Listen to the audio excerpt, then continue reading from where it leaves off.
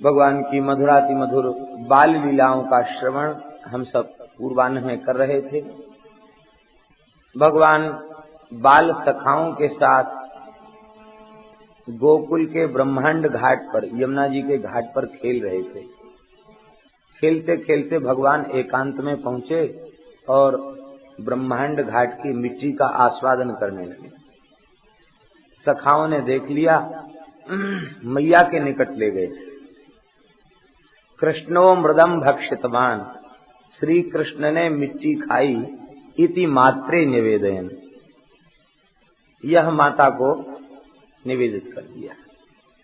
मैया ने भगवान का हाथ पकड़ लिया। जब हाथ पकड़ लिया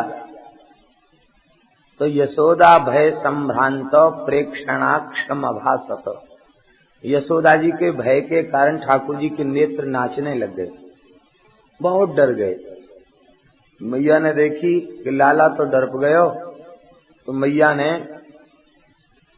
उनके भय को निवृत्त करते हुए दांत फटकार करके नहीं पूछा, बड़े प्यार से पूछा, कस्मान मृद मदांतात्मन भवान भक्षितवान रहः, बदंती तावकाहेते कुमारास्ते ग्रजोप्ययम्।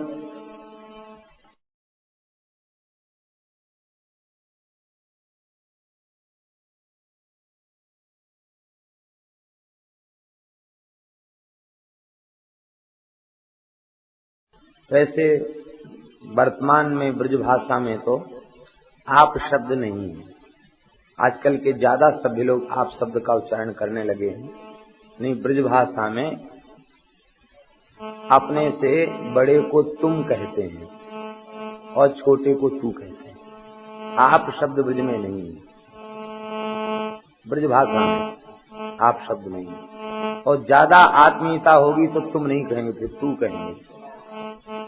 संतों के प्रति भी जिनके प्रति ज्यादा आदर भाव है, उनसे ब्रजवासी तू तड़ा करके बोलेंगे। दूसरा आदमी तो सोचेगा कि कैसे बोल रहा है, तो उनके ज्यादा प्रेम की भाषा है। कोई संत कुछ दिन के लिए वृंदावन आ गए, फिर बरसाना पहुंचे मधुकरी मांगने, तो एक मैया बोली, अरे बाबा तू कहाँ मर गयो, इत एक दिनान में आयो। दूसरे महात्मा के साथ थे, वो तो घबरा गए, कैसे बोल रही है। और ऐसे बोलते हैं ब्रजवासी, कहती है जिससे ज्यादा प्रेम हो जाता है उससे ऐसे बोलते हैं, सबसे नहीं बोलते हैं। तो तू तड़ाक वाली भाषा है। लेकिन यहाँ भगवान को मैया आप कही, आपने मिट्टी क्यों खाई, भगवान भक्षितवान रहा, आपने मिट्टी क्यों खाई। ये इसलिए कह रही है कि भय दूर हो जाए, इसलिए अतिशय प्रेम और आदर पूर्वक संबोधन कर रही है। भगवान ने देखे कि मैया तो बहुत प्रेम से बोल रही है, तो ठाकुर जी का भय दूर हो गया। ठाकुर जी ने अस्वीकृति दे दी, बोले नहीं मैंने मिट्टी नहीं खाई। माँ कह रही है कि मैं थोड़ी कह रही हूँ, तावका ही एते एव वदंती, ये तुम्हारे ही सखा कह रहे हैं कि तुमने मिट्टी खाई। अग्रजः अपि अयम, ठाकुर जी बोले कि इन सखाओं से आज प्रातः काल हमारी लड़ाई हो गई, तो तुमसे पिटवाने के लिए झूठ बोल रहे हैं। मैया ने कहा चलो कोई बात नहीं, सखाओं से लड़ाई हो गई, लेकिन अग्रजः अपि अयम, ये तुम्हारे बड़े भाई दाऊ जी भी तो कह रहे हैं कि तुमने मिट्टी खाई। यह सुन के ठाकुर जी बोले कि मैया तू दाऊ को सीधो समझे, ये सीधो नहीं है, ये बहुत टेढ़ो है। बाहर तो ही गोरो है, ये भीतर को तो बहुत कारो है। मैं जानू या के हृदय की बात, या के भीतर कारो ही कारो भरो भयो है। ठाकुर जी झूठ बोले नहीं, दाऊ जी के हृदय में श्री कृष्ण के अतिरिक्त कोई दूसरा तत्व है ही नहीं। इसलिए ठाकुर जी बोले कि यहाँ के भीतर तो कारो ही कारो भरो भयो है, बाहर से ही गोरो है। और मैया मैं तो केवल बाहर से ही कारो हूँ, भीतर को तो बहुत उज्ज्वल हूँ, क्योंकि दाऊ जी हृदय में विराजमान है, श्री जी हृदय में विराजमान है। भीतर तो मेरे उज्ज्वल ही उज्ज्वलता है। ये दाऊ आज सवेरे यानी सवेरे सखा फोड़ लिए और याने सबको बुलाए के कही कि या कन्हैया की जात पात को तो पतो है, तुम सबन को पतो है, कहाँ से आयो, कौन को पुत्र है ये। सब मेरे सखा बोले कि तो नंदराय जी को सपूत है। तो दाऊ ने कहा बात समझाई, बोले बाबा गोरे मैया गोरी, ये कारो करूँ तो या घर में कहाँ से आयो, ये आए तो बाबा एक बाजार से खरीद के लाए, ये सबको खिलौना है। इस भाव को सूरदासी ने दिया है।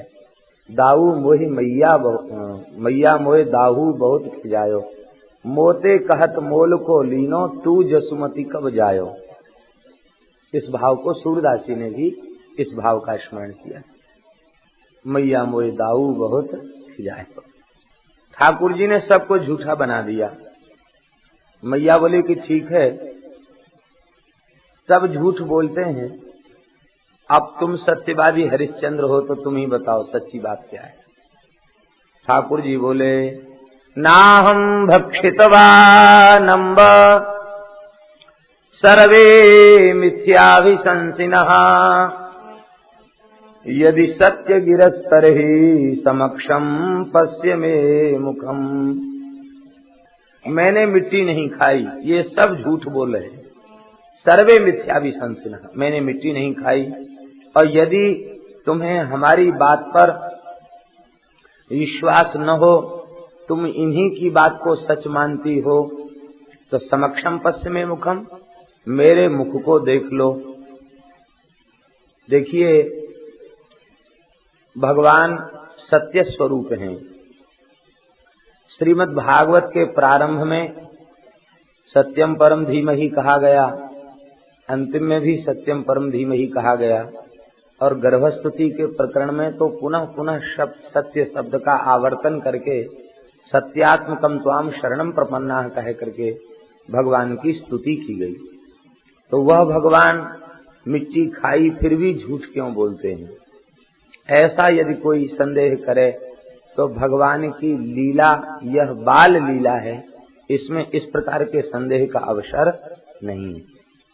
फिर भी कथनचित कोई कहे कि भगवान भले ही बालक हों, लेकिन उनका ज्ञान तो सदा एक रस रहने वाला है। सो जो सबके रह ज्ञान एक रस, ईश्वर जीव ही भेद कहु कस। एक रस ज्ञान परमात्मा का है, अखंड ज्ञान भगवान में है। भगवान झूठ क्यों बोले? तो ऐसे किसी के हृदय में संदेह है तो उनका समाधान श्री वल्लभाचार्य जी ने किया है। वे कहते हैं कि भगवान सत्य स्वरूप हैं, असत्य प्रकट हो नहीं सकता उनके द्वारा। नाहम भक्षितवानंब का अर्थ क्या है? कहते नाह पद अखंड पद है, और उस पद का अर्थ है ब्रह्मांड। नाह माने ब्रह्मांड, और द्वितीया के एक वचन में बनेगा नाहम। इसका तात्पर्य है न अहम भक्षितवान, एक अर्थ तो ये हो गया, और दूसरा अर्थ है नाहम भक्षितवान, नाहम ब्रह्मांडम भक्षितवान। मैया मिट्टी की क्या चले, मैंने तो अपने मोहड़े में ब्रह्मांड खाए रखो है, और यदि तो को विश्वास न हो तो देख ले। और जैसी भगवान ने मुख खोला तो मुख में ब्रह्मांड का दर्शन हुआ। तो भगवान ने मिट्टी की बात को तो नकार दिया, तब मिट्टी की क्या चले, मैंने तो अपने मुख में ब्रह्मांड खा रखा है, और यदि तुम्हें विश्वास न हो तो मेरे मुख को देख लो। भगवान ने जैसे मुख खोला, मैया को मुख में ब्रह्मांड दिखाई पड़ा। तब तो आप लोग कहेंगे कि मैया तो पूछ रही है मिट्टी की और भगवान दिखा रहे हैं ब्रह्मांड, तो ये तो परस्पर असंबद्ध बात हो गई। कोई पूछे कि आम कैसा होता है, उत्तर देने वाला कहे इमली ऐसी होती है, तो आम पूछने पर इमली बताना ये तो ठीक नहीं है। उसने मिट्टी की बात क्यों पूछी और भगवान ने ब्रह्मांड की बात क्यों कही?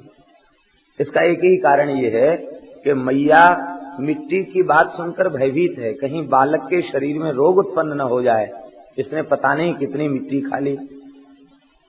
तो भगवान ने उनके उस संदेह का निराकरण करने के लिए ब्रह्मांड दिखाया कि मैया मिट्टी से अपच कहाँ से होगी, न जाने कितने ब्रह्मांड तो मुख में है, उदर में है विराजमान, फिर तो हमें अजीर्ण अपच नहीं हो रही है, तो ब्रजरज के आस्वादन से अजीर्ण कैसे होगी?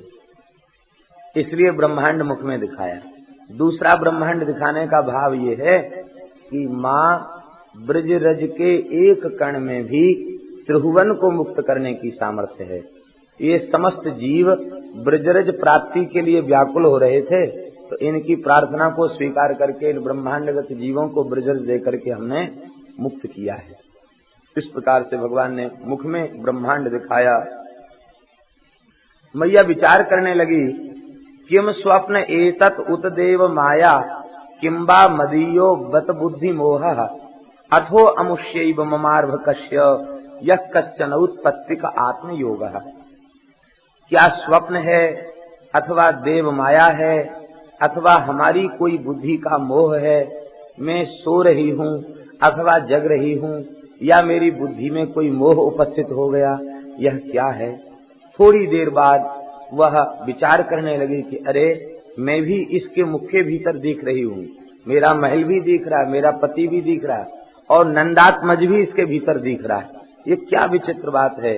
और अंत में वह विचार करने लगी कि यह साक्षात परमात्मा है, क्योंकि गर्ग जी ने नामकरण संस्कार के समय कहा था कि ये तुम्हारा पुत्र तस्मान नंदात्मजो यन्ते नारायण समो गुणैः, नारायण के समान गुण वाला है, तो निश्चित ही यह मेरा पुत्र नारायण है।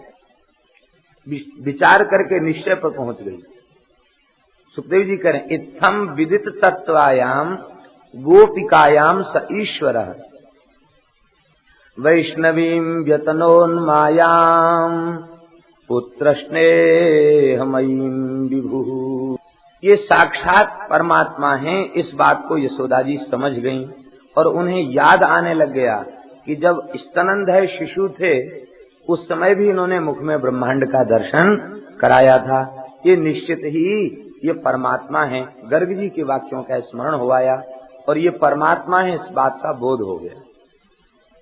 भगवान डर गए। भगवान ने कहा मैया ही मुझे भगवान मान लेगी तो फिर वात्सल्य रस कहाँ से मिलेगा। बस वैष्णवीं व्यतनोन्मायाम, भगवान ने वैष्णवी माया का विस्तार किया। कौन सी वैष्णवी माया? पुत्र स्नेहमयीम वैष्णवी मायाम व्यतनोत। पुत्र स्नेहमयी वैष्णवी माया को भगवान ने व्यतनोत माने विस्तारया मास, भगवान ने उस माया का विस्तार किया जो प्रेममयी माया है। ये कौन सी माया है? बोले वैष्णवी माया। इस माया का विस्तार करते ही यशोदा जी का ऐश्वर्य ज्ञान तिरोहित हो गया। दो जगह 10वें स्कंध में स्पष्ट है। एक तो यहाँ यशोदा जी के प्रकरण में वैष्णवीं व्यतनोन्मायाम पुत्र स्नेहमयीं विभु, एक तो यहाँ। और जब कंस वध के पश्चात भगवान कारागार में पहुंचे हैं वसुदेव देवकी के निकट, तो वहां भी स्पष्ट है ततान जनमोहनीम मायाम अर्थात वैष्णवी मायाम ततान विस्तारयामास, तनु विस्तारे से ततान विस्तृत किया। भगवान की माया के 3 भेद विद्वानों ने बताए। एक माया तो है त्रिगुणमयी माया। एक त्रिगुणमयी माया जिसके 3 गुण हैं सत्व रज तम। इस माया में सारा जगत मोहित हो रहा है। ज्ञानी नाम अपचेतांसी देवी भगवती हिसा बलादा कृष्ण मोहाय महामाया प्रेक्ष। सबके चित्त को आकृष्ट कर रखा। इतना ही नहीं, ये सारे ब्रह्मांड की व्यवस्था इस त्रिगुणमयी माया के द्वारा संचालित हो रही है। पक्षियों के पीछे भी माया लगी है, पशुओं के पीछे भी माया लगी है, विवेक विचार प्रधान मनुष्यों के पीछे भी माया लगी, सबके पीछे माया के द्वारा ही जगत का संचालन हो रहा है। सारे जगत इस माया में मोहित हो रहे हैं। इसको त्रिगुणमयी माया कहते। दूसरा नाम इसका जड़ माया भी है। जड़ता देने वाली, स्वरूप को आवृत कर देने वाली माया जड़ माया है। जो जीव सौभाग्यशाली है, भगवत प्रेम के कारण भगवान की अनन्य निष्ठा से उपासना करते हुए त्रिगुणमयी माया से ऊपर उठ चुके हैं। ज्ञान के द्वारा अथवा भक्ति के द्वारा जो त्रिगुणातीत स्थिति को प्राप्त कर चुके हैं, ऐसे जो महात्मा हैं वे मुक्त पुरुष कहे जाते हैं, गुणातीत पुरुष। ऐसे गुणातीत पुरुष, मुक्त पुरुष, उनके साथ भगवान को खेलने की इच्छा होती है, उनके साथ भगवान को खेलने की इच्छा होती है। अब क्रीड़ा कब संभव है? जब उन मुक्तात्माओं के भीतर से भगवान का ऐश्वर्य ज्ञान तिरोहित हो, तब खेलना संभव है, उसके पहले क्रीड़ा बनेगी नहीं। तो भगवान उन जीवन मुक्त प्रेमियों के ज्ञान को चुरा लेते हैं, माधुर्य प्रकट कर देते हैं और वो ठाकुर जी के साथ खेलने लग जाते हैं। तो विषयी जीव वो तो जड़ माया से मोहित है, वो वैष्णवी माया के क्षेत्र का नहीं है। जो त्रिगुणमयी माया से ऊपर उठ चुके हैं वे भगवान की वैष्णवी माया के अधिकार में पहुंच जाते हैं। और इस वैष्णवी माया से मोहित होने पर उनके हृदय का न तो ज्ञान कम होता न प्रेम कम होता, अपितु उनके हृदय का प्रेम पुष्ट होता है और भगवान की लीलाओं का विस्तार होता है। उनके हृदय में प्रेम रस माधुरी की वृद्धि होती है, भगवान के भीतर भी प्रेम रस माधुर्य प्रकट होता है और भगवान की दिव्य लीलाओं का विस्तार होता है। भगवान के अवतार काल में भगवान के जितने पार्षद प्रकट होते हैं वे सब मुक्त ही होते हैं। भगवान के नित्य पार्षद, नित्य यशोदा हैं, नित्य नंद हैं, नित्य उनके सखा सखी गोप गोपी गण हैं। तो उन सब के ज्ञान को तिरोहित करके भगवान उनके साथ खेलते हैं। इसी का नाम है वैष्णवी माया। लेकिन इसमें बद्ध पुरुष मोहित नहीं होता, मुक्त पुरुष मोहित होता है। और इस माया में मोहित होकर उसका कुछ अनिष्ट नहीं होता, उसके प्रेम का विस्तार होता है, उसके हृदय के भावों का संवर्धन होता है, उसकी भक्ति पुष्ट होती है। तीसरी एक माया ऐसी है जिसमें ठाकुर जी खुद मोहित रहते हैं। ये माया नहीं है, ये उनकी अपनी शक्ति है, आह्लादनी शक्ति। श्री जी, इनके दर्शन की बात तो छोड़ दो। कंकण किंकिण नूपुर धुन सुन, कहत लखन सन राम हृदय गुण। मानहु मदन दुंदुभि दीनी, मनसा विश्व विजय चहकी। इनकी नूपुर की झनकार सुनकर, इनकी कट किंकणी की झनकार सुनकर के और बस इनका रूप का दर्शन करके ये श्री ठाकुर जी भी अपना सर्वस्व न्यौछावर कर देते हैं। ये भगवान की अपनी प्राण वल्लभा, अपनी आत्मा है। आत्मा तु राधिका तस्य तयैव रमणादसौ, आत्मा रामतया प्रोक्तम निगमागम पारगई। भगवान की आत्मा श्री राधा रानी है, उनमें रमण करने के कारण भगवान का नाम है आत्मा, राधा रमण। वे राधा रमण है, तो श्री जी के दर्शन से ये स्वयं ही विह्वल बने रहते हैं। इसलिए ये भगवान की अपनी शक्ति है। ये रसिकों ने भेद बताया। भगवान चाहे रामावतार की लीला हो अथवा कृष्णावतार की लीला हो, दोनों लीलाओं में वैष्णवी माया से मोहित करके ही वो ठाकुर जी खेलते हैं। क्योंकि वो माया न रहे तो फिर खेलने की सामर्थ्य जीव की नहीं रह सकती। भगवान इस माया के द्वारा अपनी लीला का विस्तार करते हैं। श्री कुंभन दास जी महाराज महान भक्त हैं ठाकुर जी के, लेकिन ठाकुर जी जब इनसे भी खेलना चाहते हैं तो इनको, बड़े बूढ़े हैं, इनको बालक बना लेते हैं ठाकुर जी। एक दिन ठाकुर जी बोले कुंभन दास जी के से बोले, कलयुग की घटना है, ज्यादा से ज्यादा 500 वर्ष पुरानी घटना है। कुंभन दास जी से ठाकुर जी बोले कि चलो अमुक गोपी के घर माखन चोरी करके चले। कुंभन दास जी बोले, तुम्हें बड़ा बूढ़ा, तुम्हारे संग चोरी करने चलूंगा और कहीं पकड़ा गया तो हमको तो सब गांव घर के लोग जानते हैं कि कुंभन दास है, बड़ी मार पड़ेगी हमारे ऊपर। ठाकुर जी बोले, देखो चोरी तो अकेले संभव नहीं है, किसी के सहयोग की जरूरत है। तो कुंभन दास जी, आपसे अच्छा सहयोगी हमें कोई दूसरा मिलेगा नहीं, आप चलो ही। अब ठाकुर को खेलने की इच्छा हो तो मने कौन कर सकता है। कुंभन दास जी चल पड़े। ठाकुर जी ने क्या किया, कुंभन दास जी ने कंधों पर चढ़ा लिया और कंधों पर चढ़ा करके उसकी दीवार पर खड़े हो गए। कुंभन दास जी कूद के उधर चले गए और कंधे पर चढ़ा के ठाकुर जी को उतार लिया और कंधे पर चढ़ा लिया ठाकुर जी को। ठाकुर जी छींके पर से कमोरी में से दही आरोग रहे थे। तब तक घर के किसी गोपी को पता चल गया कि घर में कुछ हो रहा है, खटपट। वो दौड़ी तो ठाकुर जी तो कंधे से कूद के पता नहीं कितने जल्दी द्वार से बाहर चले गए। अब बच गए कुंभनदास जी वहां। अच्छा, ठाकुर जी अकेले दही नहीं पा रहे थे, कुछ मलाईदार दही खुद पा रहे थे, कुछ हथेली से भर भर के कुंभनदास जी को भी खिला रहे थे नीचे। अब जैसी गोपी आई तो उसने तो मार पड़ी उनको। तब तक किसी ने कहा कि अरे ये तो कुंभनदास जी है। अब कैसे घर में आए, वो तो प्रेम में विह्वल हैं, वो बोल नहीं सकते। लोग कहने लगे अरे कुंभनदास की बुद्धि को क्या हो गया, इतना बड़ा बूढ़ा घर में चोरी करने के लिए घुसा, दही चुरा रहा। कुंभनदास जी वहां से चले आए, रूस गए ठाकुर जी से।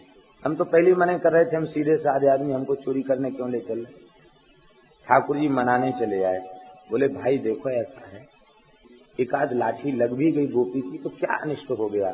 दही आपने खाया कि नहीं खाया? दही तो हमने पाया। कोई बात नहीं, चोरी में कुछ न कुछ तो सजा मिलती। अब ये तो फुर्ती का काम है, आप हमारे साथ भाग चलते तो बच जाते, आप वहां खड़े रह गए इसलिए पिट गए। कलयुग में भी ऐसी लीला करते हैं। ये लीला कैसे बनी?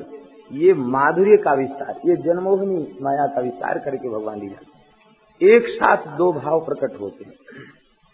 गोविंद सखा ये भगवान के पद गायन भी करते हैं, और जब तानपुरा लेकर श्रीनाथ जी के सामने पद गाते हैं तो कोई चंचलता इनमें नहीं रहती।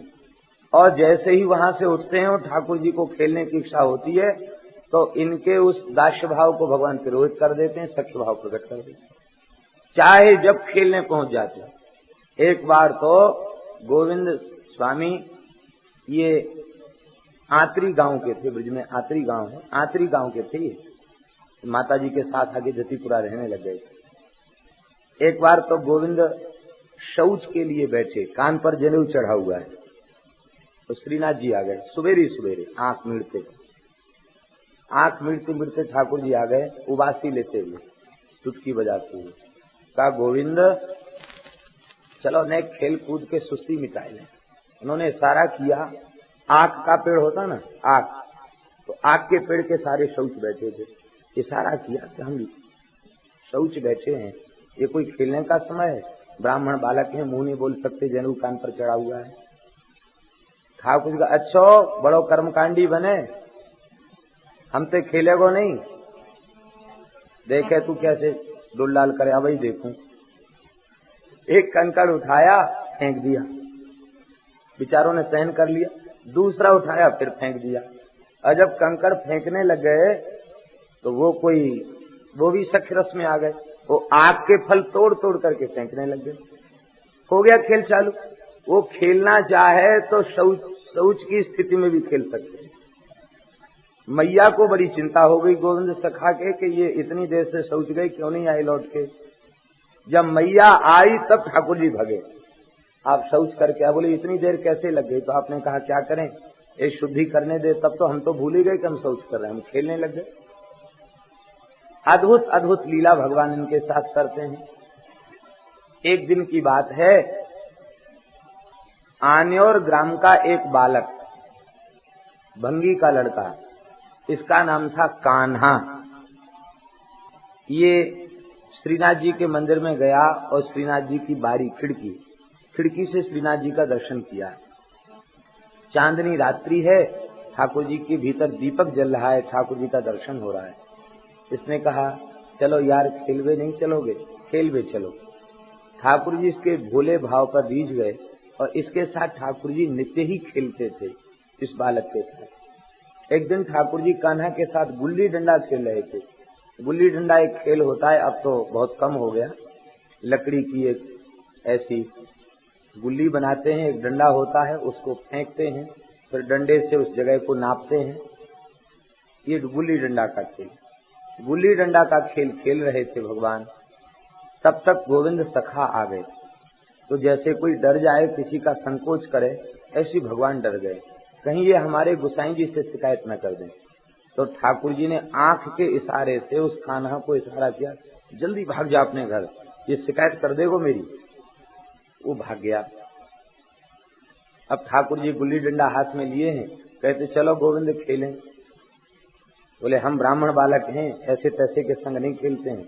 गोसाई जी तो दुनिया भर का कर्मकांड दिखाते हैं, अपरस तपरस, और तुमने सबरो क्रिया भ्रष्ट कर दियो, सब कर्मकांड को तुमने धूल में मिलाई दियो।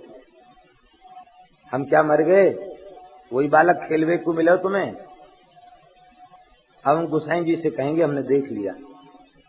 ठाकुर जी कहते गोविंद तेरे हा खाऊं, तेरे हाथ जोड़ूं, गोसाई जी से मत कहिए। जैसे सामान्य बालक उसकी कोई बात शिकायत की, कोई कहे हम तुम्हारे पिताजी से कहेंगे तो बालक डर जाए, ऐसी ठाकुर जी डर गए, हाथ जोड़ते हैं, तुम जो कुछ कहोगे सो मानवे के लिए तैयार हैं, पर गोसाई जी से मत कहियो। अच्छा कोई बात ना, तो ऐसा करो गोविंद कुंड में स्नान कर लो। ठाकुर जी बोले कि ये सर्दी का समय है, अगहन का महीना है और हवा चल रही है ठंडी ठंडी, हमको तो गुनगुने जल से स्नान करने का अभ्यास है, ये ठंडे पानी में कौन नहावे, तब तो हम शिकायत कर देंगे। बोले नहीं नहीं, ठंडे पानी में स्नान तुम्हें करना पड़ेगा। अंत में गोविंद सखा ने कहा कि देखो ऐसा है, हम मंत्र का स्नान भी जानते हैं, मंत्र से ही शुद्ध कर देंगे तुमको। हमारे धर्म सिंह वाले गुरु जी सुनाते हैं, एक बालक, गुरु जी 5 बजे पहुंच जाते थे धर्म सिंह विद्यालय, कहते एक बालक सबसे पहले तैयार होकर विद्यालय में बैठा दिखाई पड़े और विद्यार्थियों को सर्दी के समय स्नान करने में तनिक। उससे पूछा कि तू इतने जल्दी कैसे नहा लेता है? बोले गुरुजी आपने मंत्र की महिमा बताई, मैं तो मंत्र स्नान कर लेता हूँ। तो क्या मंत्र स्नान कैसे? कहते मुंह धो के अपवित्र पवित्रोवा करके तेल लगा के बस चंदन लगा लेता हूँ, सो स्नान है। तो गुरुजी कहते थे भाई देखो मंत्र पढ़ा रहे हैं लेकिन मंत्र स्नान मत करने लग जाना, ये तो विशेष परिस्थिति में मंत्र स्नान की विधि है। गोविंद सखा बोले मंत्र स्नान की बात इनको उधर ले जाए, इनकी माँ के पास ले जाए। गोविंद सखा ने कहा कि हम मंत्र से शुद्ध कर देंगे आपको, आप चलो। ठाकुर जी गोविंद कुंड में बैठ गए और पीछे से गोविंद मंत्रोच्चारण कर रहे हैं, ओम नारायणाय नमः, ओम केशवाय नमः, ओम माधवाय नमः, और चौथे धक्के में तो गोविंदाय नमो नमः धक्का दे दिया। ठाकुर जी को पीछे से धक्का दिया, ठाकुर जी कुंड में तैर गए। ठाकुर जी ने इनको पकड़ के खींच लिया, दोनों सखा तैरने लग गए, खेल शुरू हो गया जल विहार का। तब तक ठाकुर जी के आरती का समय हुआ है। जैसे ही श्रृंगार आरती का समय हुआ कि बस ठाकुर जी मंदिर की ओर दौड़े। गोसाई जी ने मंदिर में प्रवेश किया तो पोशाक से जल टपक रहा था। कहा जय जय, आज इतनी सर्दी में ये जल कहाँ से लेके आए? तो ठाकुर जी ने सिसकते हुए कहा कि गोविंद ने हमें कुंड में धक्को दे दियो। अब गोविंद भी आए थे, आरती में खड़े थे, वो भी हाथ जोड़ के आरती का दर्शन कर रहे थे। गोसाई जी ने ठाकुर जी की पुनः पोशाक बदली, अग्नि से तपाया और कहा क्यों गोविंद, तुमको इतनी भी सुधि नहीं है? ये तुम्हारा सौभाग्य है कि ये तुम्हारे साथ खेलते हैं, ये तुम्हारा सौभाग्य है, लेकिन तुम इनका अनादर करते हो, तिरस्कार करते हो, ये उचित नहीं है। तुम वैष्णव हो, विचार करना चाहिए। वैष्णव का हृदय भावुक होता है, तुम्हें भावना करनी चाहिए। हम कितने सुख इनकी प्रेम से भाव से सेवा पूजा करते हैं, गर्म पोशाक धारण कराते हैं, अग्नि से तपाते हैं, गुनगुने जल से स्नान कराते हैं, और जो गर्म इत्र हैं उनकी शरीर में मालिश करते हैं, शीत न लग जाए। तुमने कुंड में धक्का दे दिया, ये ठीक नहीं। ऐसा क्यों किया तुमने? ये इतने सख्य रस में उस समय भरे हुए थे कि गुरुजी हमसे पूछ रहे हैं, ये भी इन्हें होश नहीं रहा। अच्छा तो तुम्हारे लाडले सपूत ने शिकायत करी है हमारी, या इसे पूछ लो कि मैंने क्यों आए धक्को दियो। गोसाई जी समझ गए कि इस समय अपनी स्थिति में नहीं है।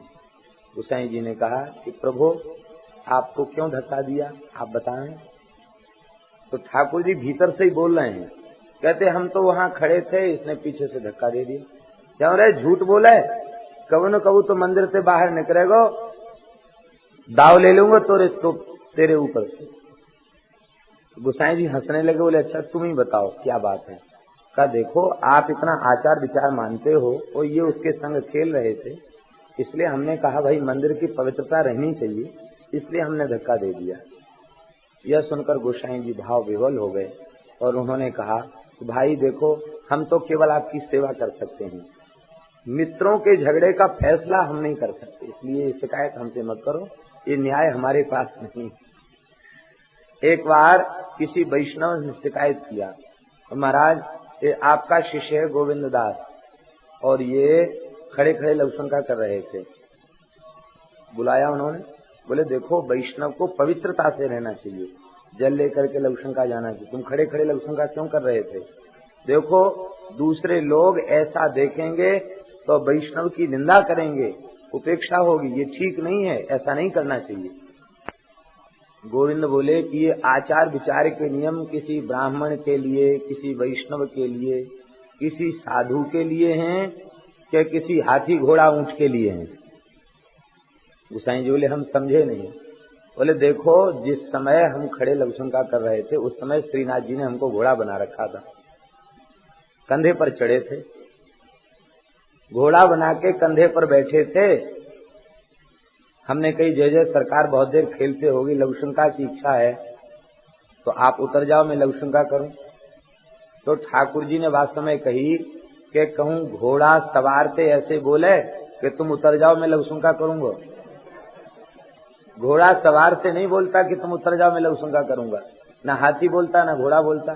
तो या समय तू हमारा घोड़ा है, जैसे घोड़ा लवशंका करे वैसे ही कर दे। बोले मैंने तो ठाकुर जी की आज्ञा का पालन किया और आप आचार विचार वाली बात कह रहे हैं, अब बताओ कौन की बात माने। यह सुनते ही गोसाई जी ने उन्हें हृदय से लगा लिया। ऐसी स्थिति उन्हें प्राप्त थी। इन लीलाओं के स्मरण का तात्पर्य क्या है? इन लीलाओं के स्मरण का तात्पर्य ये है कि भगवान ऐश्वर्य ज्ञान को तिरोहित करके माधुर्य प्रकट करते हैं, और माधुर्य प्रकट करके तब खेलते हैं, क्योंकि इसके बिना क्रीड़ा संभव नहीं। ये भगवान हैं ऐसा जानकर क्या भगवान के साथ ऐसा व्यवहार कोई कर सकता है? ये परमात्मा हैं, ये ईश्वर हैं, ये भगवान हैं, ऐसा जानकर भगवान के साथ ऐसा व्यवहार संभव नहीं है। ये हमारे हैं, ये मेरे हैं, ये हमारे सखा हैं, ये भाव जब प्रकट हो तब भगवान के साथ ऐसी लीला संभव है। तो भगवान जब खेलना चाहते हैं तो ज्ञान को चुरा लेते हैं। आश्चर्य है, ये तो सखा हैं जिनको भगवान ने ज्ञान दिया, ब्रह्मा जी उनके ज्ञान तक को चुरा लिया और वे चोरी की लीला करने लगे ब्रज में आकर के। बालक चुरा लिए और बछड़े चुरा लिए। ये ब्रह्मा जी के साथ खेलना चाहें तो उनके भी ज्ञान को तिरोहित कर लेते हैं। जिसके साथ क्रीड़ा करना चाहें उसके साथ यह ऐसी अद्भुत लीला का विस्तार करते हैं। भगवान ने जैसे ही वैष्णवी माया का विस्तार किया, मैया भूल गई पुराने दृश्य को और भगवान को गोद में पौढ़ा करके स्तनपान कराने लगी। परीक्षित जी ने पूछा कि भगवान नंद बाबा ने ऐसा कौन सा पुण्य किया था जिसके फलस्वरूप उनके यहाँ भगवान ने पुत्र रूप से जन्म लिया? यशोदा जी ने ऐसा कौन सा पुण्य किया था जिसके फलस्वरूप उनके गोद में भगवान ने क्रीड़ा की? और पपौ यस्यास स्तनम हरि, जिनके स्तन का पान भगवान ने स्वयं किया। सुखदेव जी ने वर्णन किया है, यह द्रोण नाम के वसु हैं नंद बाबा पूर्व जन्म के, और इनकी पत्नी यशोदा, इनका नाम धरा था। ब्रह्मा जी के आदेश से तप में प्रवृत्त हुए और भगवान के बाल सुख की प्राप्ति का वर इनको मिला और भगवान ने इन्हें बाल लीला का सुख प्रदान किया। एक कथा और संतों से सुनी। श्री दशरथ जी महाराज के रघुवंशी परंपरा के उनके एक चाचा थे, क्योंकि इक्ष्वाकु के 100 पुत्र हैं और बड़े पुत्र की परंपरा में चक्रवर्ती सम्राट का पद है। तो अन्य जो पुत्र हैं उनकी परंपरा उनके एक ही खानदान के तो हुए। तो अज महाराज के भाई थे, अज के चचेरे भाई थे, उनका नाम था श्री वीर सेन जी और उनकी पत्नी का नाम था श्री रत्नमाला जी। ये दशरथ जी के चाचा चाची लगते थे परिवार के नाते।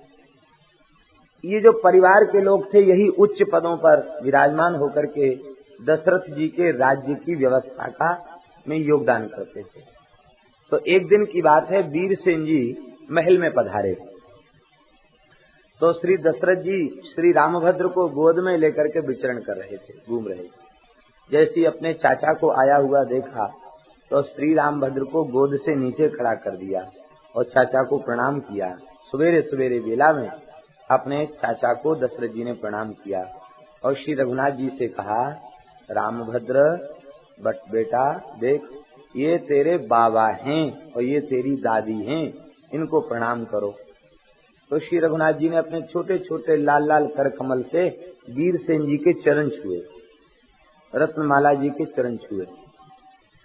अब इतना वात्सल्य भर गया वीरसेन जी के हृदय में कि लपक के भगवान को गोद में उठा लिया। अब तो दोनों की ही गोद में पूरे दिन ठाकुर जी ने लीला की। दशरथ जी तो राज्य काज में चले गए और दिन भर इन्हीं की गोद में ठाकुर जी खेलते रहे। बाल भोग भी इनकी गोद में ही किया, राजभोग भी इनकी गोद में किया। अब संध्या को जब शयन की वेला आई कि ठाकुर जी को नींद आने लगी, बालक हैं ठाकुर जी, नींद आने लगी तो कौशल्या ने गोद में ले लिया और महल में चले। अब वीरसेन जी रत्नमाला जी इतने व्याकुल हो गए प्रेम में कि महल से निकलने के बाद अपने घर नहीं गए। ये सीधे वहां से रोते हुए बद्री नारायण चले गए और 11 वर्ष तक भगवान के विरह में व्याकुल होकर के रुदन किया। क्या हमारी गोद में भी ठाकुर जी खेलेंगे? क्या हमारी गोद में भी ठाकुर जी खेलेंगे? क्या हमारा भी सौभाग्य होगा? बार बार चिंतन किया है। 11 वर्ष तक विरह में व्यथित होकर रुदन करते रहे।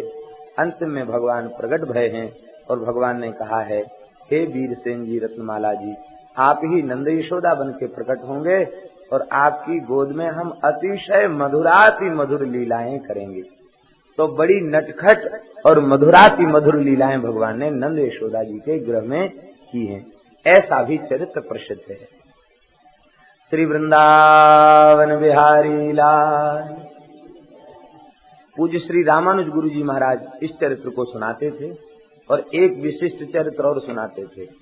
वो कहते थे कि भगवान की अवतार काल में तो लीला होती ही है, नित्य धाम में नित्य लोक में भी लीला नित्य लीला होती रहती है। कहते एक बार जसोदा जी को संकल्प हुआ कौशल्या जी से मिलने का और कौशल्या जी को संकल्प हुआ जसोदा जी से मिलने का, गोलोक और साकेत की लीला। तो नंद यशोदा जी और दशरथ कौशल्या जी दोनों मिलने चले, एक साथ संकल्प उत्पन्न हुआ और दोनों को गोलोक साकेत के मध्य बगीचे में दोनों का मिलन हो गया। दोनों यशोदा जी कौशल्या जी से, नंद बाबा दशरथ जी से मिलकर के प्रेम में व्याकुल हो गए, आनंद में डूब गए और इधर राम कृष्ण से मिलकर खेलने लगे। गुरु जी सुनाया करते थे लीला के, बोले दोनों एक ही स्वरूप तो है ही है, रामकृष्ण दोनों खेलने लग गए।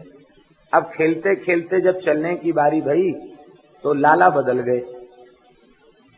कौशल्या जी तो श्री कृष्ण को ले गए, एक जैसे ही लगते थे, दोनों में भेद था नहीं, और जसोदा जी राम जी को ले गए। अब अपना अपना रस है, सबकी अपनी अपनी रस को आस्वादन करने की योग्यता है। श्री कृष्ण जैसे ही साकेत में गए तो ये तो बड़े विनम्र, बाबा के प्रणाम करें, कभी मैया के प्रणाम करें, हाथ जोड़ के खड़े हो जाएं। मैया बोली कि आज कन्हैया को कहा है, कोई हवा बयार लग गई है, जब ते आयो तब सो कतौनी एकदम गंभीर है गए। बोले नहीं, चाहे जहां बैठ जाए, जो अपनी ओर से कछु खाएवे को नहीं मांगे, कछु उत्पात नहीं करे, कहा है गए। मैया घबरा गई, बाबा घबरा गए, क्या हो गया? बाल कृष्ण अस्वस्थ हो गए, मौन हो गए, गंभीर हो गए। इधर जैसे ही साकेत में पहुंचे हैं नंद नंदन, उठा पटक तोड़ फोड़, नाचना कूदना। अब तो दशरथ जी कौशल्या जी बोले, कह रहे रामभद्र को आज क्या हो गया, पता नहीं कोई हवा बयार लग गई क्या, वशिष्ठ जी को बुला के झाड़ फूक करानी पड़ेगी, क्या हो गया? इनका स्वभाव तो ऐसा था नहीं, ऐसा स्वभाव इनका कैसे हो गया? विचार किया। इधर शांडिल्य जी से पूछा है नंद बाबा ने और वशिष्ठ जी से पूछा है दशरथ जी ने। बोले कछु नाय भयो, लाला बदल गए हैं। दोनों फिर चलो, दोनों एक साथ चले हैं, फिर बगीचे में मिले हैं, आपने अपने लाला ले गए। गुरुजी बहुत आनंद से इस कथा को सुना के बहुत प्रसन्न होते थे, श्री रामानुज गुरुजी। तो कहने का तात्पर्य कि भगवान की लीलाएं नित्य लीलाएं चल रही हैं, और यह लीलाएं भगवान के भक्तों के अंतःकरण में प्रकट होती हैं। ऐसी भगवान की यह दिव्य लीलाएं हैं, भगवान ने इनके ऊपर कृपा किया है। श्री वृंदावन बिहारी लाल की। एकदा गृहदासीषु यशोदानंद गेहिनी कर्मांतर नियुक्तासु निर्ममंथ स्वयं दधि। एक दिन की बात है, श्री नंदराय की पत्नी यशोदा बड़े प्रेम से दधि मंथन कर रही थी। कार्तिक मास प्रारंभ हो गया है और कार्तिक में कुछ नियम विशेष करना चाहिए। भक्ति रसामृत सिंधु में श्री रूप गोस्वामी जी महाराज ने 64 प्रकार की भक्ति का जहाँ विवेचन किया है, वहाँ कहा है ऊर्जा दरो विशेषेण। ऊर्जा दरो विशेषेण वैष्णव का एक भक्ति क्या है, कहते ऊर्जा दरो विशेषेण। कार्तिक का विशेष रूप में वैष्णव को आदर करना चाहिए, क्योंकि कार्तिक मास भगवान को अतिशय प्रिय है। कार्तिक मास में अपने भजन नियम सेवा पूजा को कम से कम दुगना कर देना चाहिए, ऐसा शास्त्र में निर्देश है। कार्तिक में कल्पवास की परंपरा है। श्री अवध के संत अवध में कल्पवास करते हैं और हमारे ब्रजमंडल के संत ब्रज में कल्पवास करते हैं, एक मास बाहर नहीं जाते। जहाँ कभी मंगला आरती नहीं होती, वहाँ 1 महीने तक नित्य मंगला आरती होती है। तुलसी में नित्य दीपदान का नियम, तुलसी की प्रदक्षिणा का नियम, वृंदावन की प्रदक्षिणा का नियम, यमुना स्नान का नियम। एक उत्सव हो जाता वृंदावन में कार्तिक के मास में, सब जगह उत्सव। श्री राधा रमण जी में तो विशेष भगवान की सेवा पूजा होती है। कार्तिक मास विशेष उत्सव होता है। सतत भगवान की आराधना करनी चाहिए, लेकिन कुछ समय संतों ने ऐसे निश्चित कर दिए कि विशेष रूप में उपासना करनी ही चाहिए। ये कार्तिक का मास विशेष भगवान को प्रिय है। ऊर्जा दरो विशेषण, विशेष रूप में कार्तिक मास का नियम लेना चाहिए। कार्तिक मास में कौन कौन से नियम लेना चाहिए और कार्तिक मास की क्या महिमा है, इसका वर्णन तो पुराणों में है, लेकिन इसका विशेष रूप में स्मरण श्रीमद् गोपाल भट्ट गोस्वामी पाद ने अपने हरिभक्ति विलास नाम के ग्रंथ में, जो वैष्णवों की आचार संहिता है, श्री राधा रमण लाल जी को प्रकट करने वाले श्री गोपाल भट्ट गोस्वामी पाद ने अपने हरिभक्ति विलास नाम के ग्रंथ में कार्तिक मास के नियमों का वर्णन किया। वैष्णवों को कौन कौन से नियम लेना चाहिए, और बहुत सुंदर वर्णन कार्तिक मास के महात्म्य का श्री गोपाल भट्ट गोस्वामी जी ने किया है। कार्तिक में तुलसी का पूजन विशेष महिमामय है, और कार्तिक में तुलसी में दीपदान विशेष रूप में करना चाहिए। कम से कम कार्तिक में जब भगवान की आरती करे तो आरती को जोड़ते समय तुलसी के काष्ठ से ही आरती जोड़े, तुलसी के काष्ठ से ही दीपदान भगवान के सामने करे। पुराणों में लिखा है, हरिभक्ति विलास में लिखा है, एक बार जो तुलसी की शाखा से भगवान के सामने दीपक जोड़ता है, उसे 60 करोड़ वर्ष तक भगवान के धाम की प्राप्ति होती है। तुलसी का सूखा काष्ठ, उसकी तिल्ली बना के रख ले, अच्छी प्रकार से वो जल सके, इसके लिए बहुत मामूली अल्प रुई आगे उसके लगा दे। घी में डुबा करके, वैसे रुई लगाने की भी जरूरत नहीं है, केवल घी में डुबावे, तो घी में डुबा करके उसको प्रज्वलित कर ले, और प्रज्वलित करके उससे दीपक जोड़े। ये तुलसी काष्ठ से दीपदान, उसी तुलसी के काष्ठ से भगवान की आरती को जोड़े। कार्तिक के मास में श्री राधा रमण जी में जो आरती होती है, उसमें विशेष रूप से तुलसी की शाखा, उसी से आरती जोड़ी जाती है और उससे आरती होती है। तुलसी का पूजन, तुलसी काष्ठ से दीपदान, इसकी बड़ी महिमा है, बड़ी विधि है। तो कार्तिक मास में विशेष पूजन होता है, और नंद बाबा परम वैष्णव हैं, यशोदा जी परम भागवत हैं, इसलिए और कार्तिक मास चल रहा है, इसलिए एकदा गृहदासीषु यशोदा नंद गेहिनी, अन्य कार्यों में दासियों को नियुक्त कर दिया, और बाल कृष्ण के लिए माखन स्वयं निकालने लगी, दही स्वयं मथने लगी। क्योंकि आज कार्तिक मास का शुभारंभ है और सवेरे सवेरे ये लाला जगेंगे और गोद में चढ़ेंगे तो सपरस हो जाएगा, अपरस नहीं रहेगा। इसलिए क्षौमम वासः, रेशमी लहंगा फरिया धारण किया है, रेशमी वस्त्र में अपरस होता है, स्पर्श दोष उसमें नहीं होता, अपरसी वस्त्र होता है। इसलिए भगवान की सेवा पूजा में वह वस्त्र विशेष उत्तम माना जाता है। और सूती वस्त्र धारण करके यदि सेवा करे तो उसमें पवित्रता का यह ध्यान रखना चाहिए, स्नान करके फिर सूखे वस्त्र को पहने, दूसरा कोई उसके बीच में छुए नहीं, स्पर्श न करे। आप मने स्पर्श हो गया तो सप्रस हो जाएगा। ऐसी एक वैष्णवों की प्राचीन परंपरा है। इसलिए यदि वे सूती वस्त्र धारण करते हैं पूर्ण अपरस में, वो कपड़ा पहन के तब जाते हैं, दूसरा कोई उनको छूता नहीं। और रेशमी वस्त्र शरीर पर हो तो कथनचित कोई छू भी जाए तो फिर स्नान नहीं करना होता है, ऐसी बात। तो मैया आज कार्तिक मास का शुभारंभ है और लाल जी को माखन खाने की इच्छा होगी, कैसे उसकी पूर्ति होगी, इसलिए स्वयं दही मथ रही है। कार्तिक मास को वैष्णवों ने दामोदर मास कहा है, क्योंकि इसी मास में ही भगवान को उखल से बांधा गया। तो उखल बंधन लीला इसी महीने में भई है, इसलिए इस मास का नाम दामोदर मास है। कैसी सुंदर झांकी है मैया की दही मथते समय। क्षौमं वासः पृथुकटि तटे बिभ्रति सूत्र नद्धम् पुत्र स्नेह स्नुत कुच युगम जात कंपम च शुभ्रू रज्ज्वाकर सश्रम भुज चलत कंकणौ कुंडले च शून्यं वक्त्रं कवर विगलन मालती निर्ममंथ। रेशमी वस्त्र मैया के श्रीअंग पर है, सुंदर लहंगा धारण कर रखा है। इतना वात्सल्य है मैया के हृदय में। पुत्र स्नेह स्नुत कुच युगम, पुत्र स्नेह के कारण पयोधरों से दूध टपक रहा है। रस्सी खींचने से जो श्रम हो रहा है उससे मैया यशोदा के मुख पर पसीने की बूंदें छा रही हैं।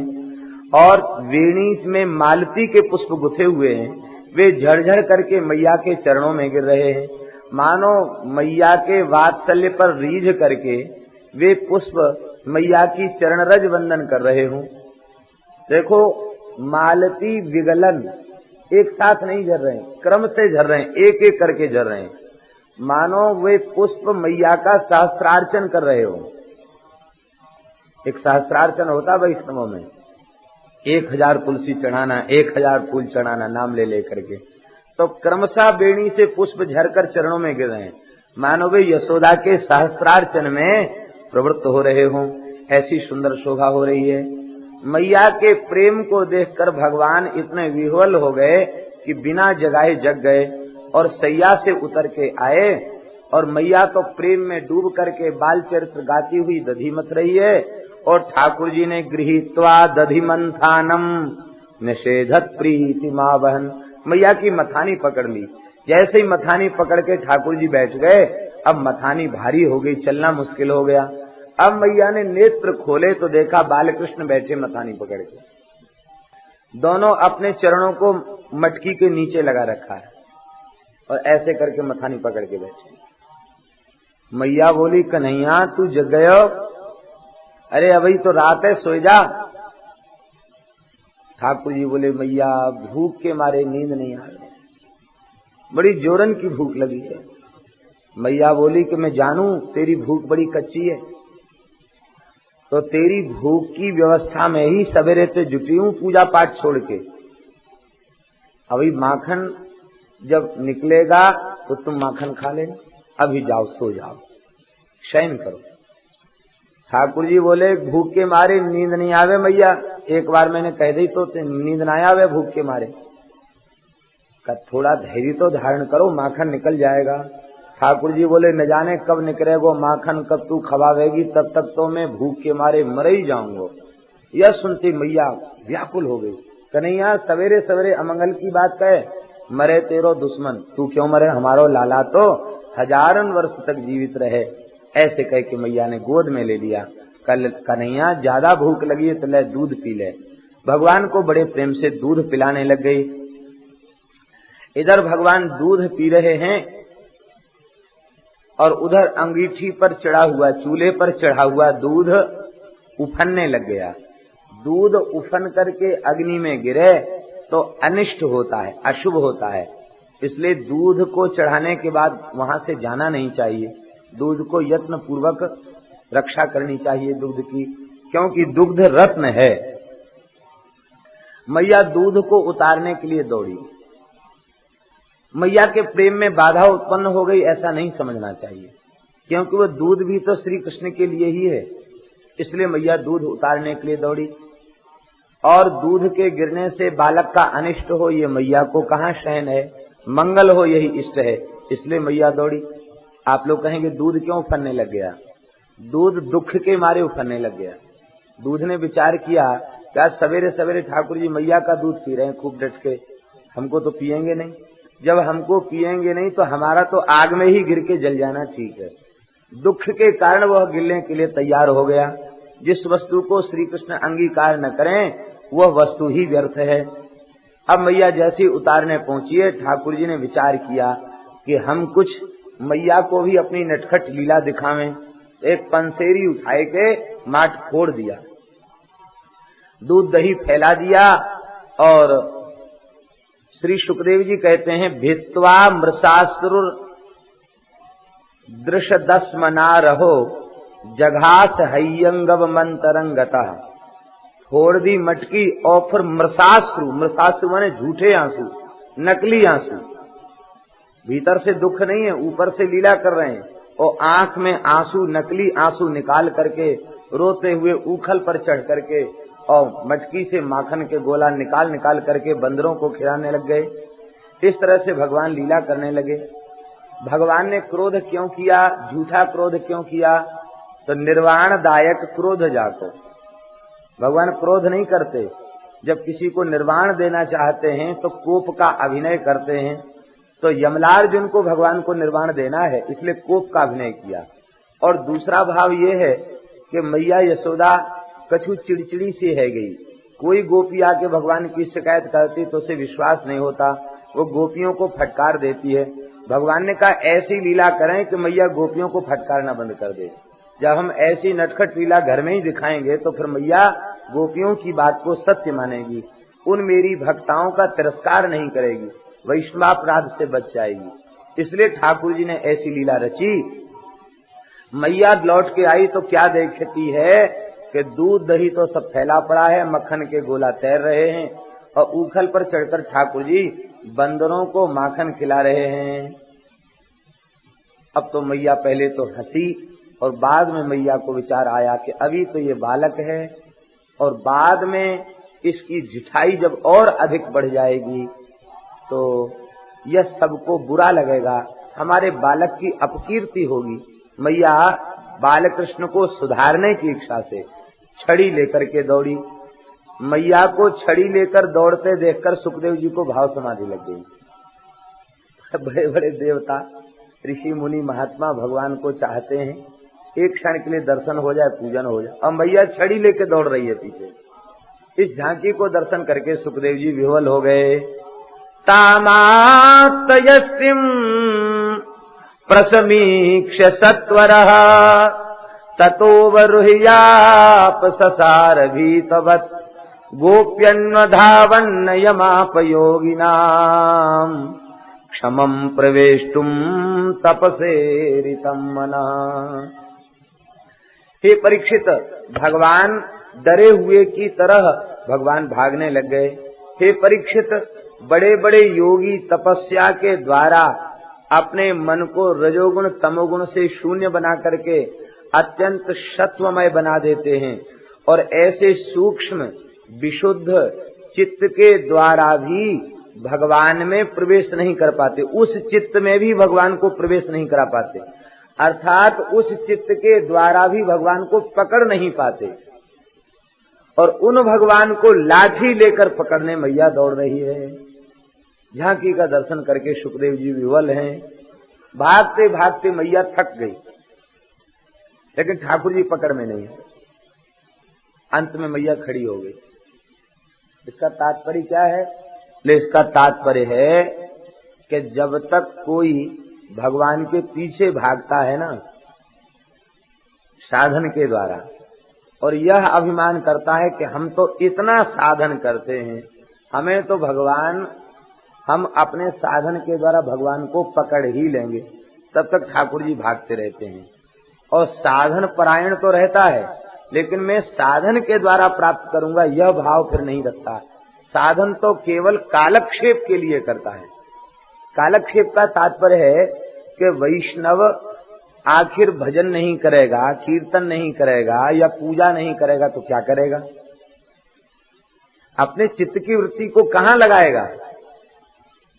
यह तो उसका जीवन प्राण बन जाती है भगवान की आराधना। ये भगवान की प्राप्ति के लिए नहीं करता, क्योंकि भगवान की प्राप्ति तो हो गई। नाम का उच्चारण, नाम महाराज भगवान का ही तो स्वरूप है, उनकी प्राप्ति, कथा की प्राप्ति, भगवान की प्राप्ति। श्रीमद् भागवत में 2 जगह ये बात आई है। श्री ध्यान दें, श्री नारद जी ने कथा श्रवण किया तो सनकादिकों से क्या कहते? अद्य में भगवान लब्धा। परीक्षित जी कथा सुनकर क्या कहते? कि सिद्धोस्मि अनुगृहीतोस्मि, मुझे भगवान मिल गए।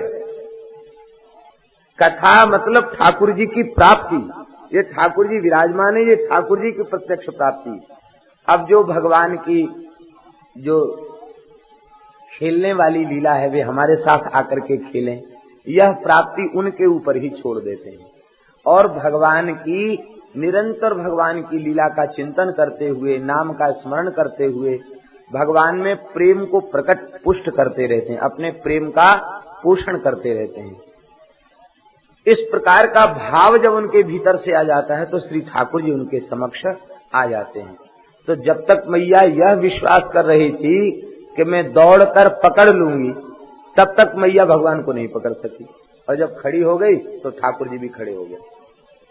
इसका तात्पर्य है कि जब मैया ने दौड़ना बंद कर दिया तो ठाकुर जी ने भी दौड़ना बंद कर दिया, खड़े हो गए ठाकुर जी। मैया बोली, कन्हैया मेरे समीप आ। ठाकुर जी बोले, मैया तू मुझे मारेगी तो नहीं? लाला मैं तो क्यों मारवे लग गई? तू मेरो लाला, मैं तेरी मैया, मैं तो क्यों मारूंगी? हाँ लाला मेरे निकट आ, आज तो मैं तेरी बढ़िया ते आरती उतारूंगी, पूजा करूंगी। माताओं की आरती पूजा कैसी होती है ये तो सब बालक जानते हैं। वो गंधाक्षर पुष्पाणि समर्पयामि और आरार्तिक्यम समर्पयामि वाली पूजा नहीं होती है, वो तो ये पूजा होती है, चपत लगाने वाली पूजा होती है।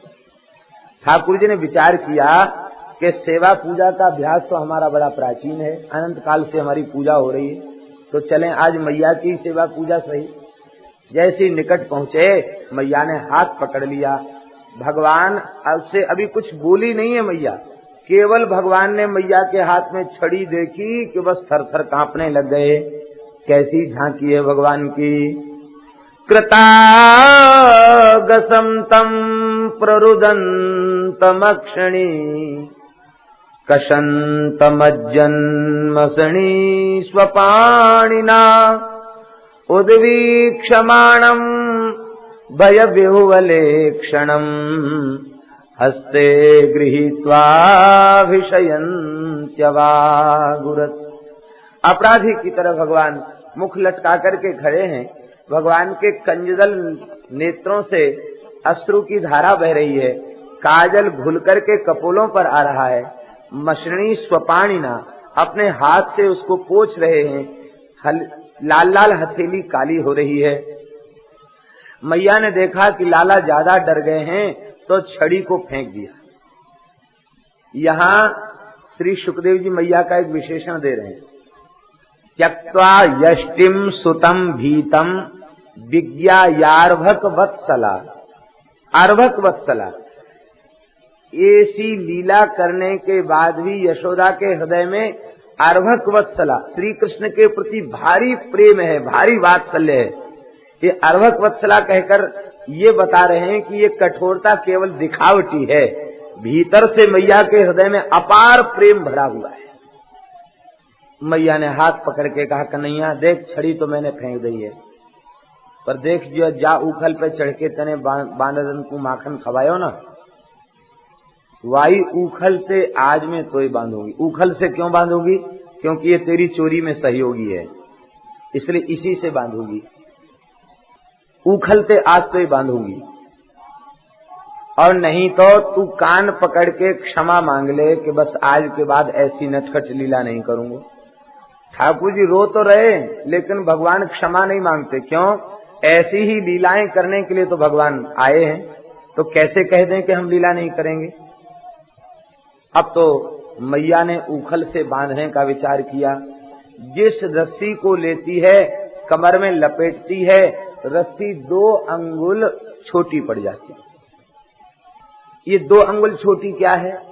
देखिए, सत्व और रज, तम और रज, इन दोनों की निवृत्ति जब तक पूरी तरह नहीं हो जाती, तब तक सत्व की स्फूर्ति नहीं होती, और जब तक सत्व की स्फूर्ति नहीं होती तब तक प्रेम प्रकट होता नहीं है, और जब तक प्रेम प्रकट नहीं होता तब तक भगवान बंधन को स्वीकार करते नहीं है।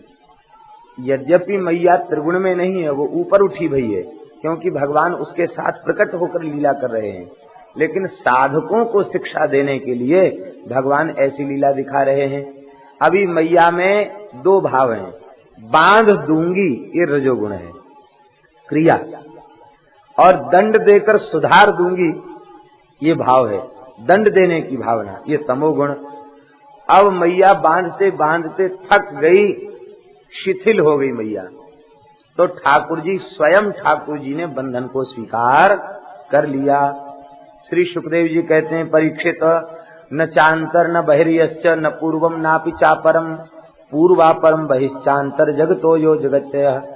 जिस परमात्मा में न बाहर है, न भीतर है, न आदि है, न अंत है, जो पहले भी थे बाद में भी रहेंगे, ऐसे भगवान को यशोदा बांधना चाहती है। भगवान ने बंधन को स्वीकार कर लिया। स्वमातु स्विन्य गात्रायाः विस्रस्त कवरस्रजः दृष्ट्वा परिश्रमम कृष्णः कृपयासीत् स्वबंधने। मैया के परिश्रम को देखकर, मैया की दशा को देखकर भगवान को दया आ गई और भगवान ने बंधन को स्वीकार कर लिया।